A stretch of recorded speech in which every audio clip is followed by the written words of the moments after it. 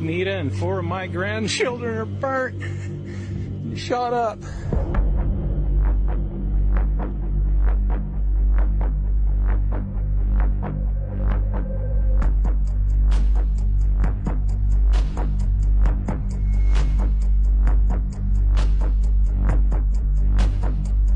Terrible and breaking news from Mexico, where at least 9 Americans, including 6 children, were killed in an ambush. These are 2 of the women who died. A total of 9 people, as you said, were killed. 6 of them were children. Right, guys, we move to a very tragic story, a massacre yesterday in northern, at least 9 members of a prominent Mormon family.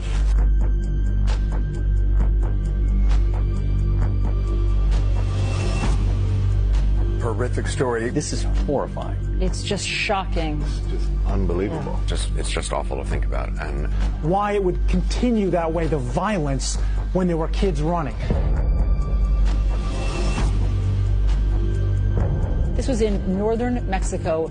You can see the aftermath of this hideous attack on this family caravan. Some were traveling back to the United States, some to the neighboring town of Lebaron for a wedding, when suddenly they were struck by a hail of gunfire so severe that one of the cars exploded.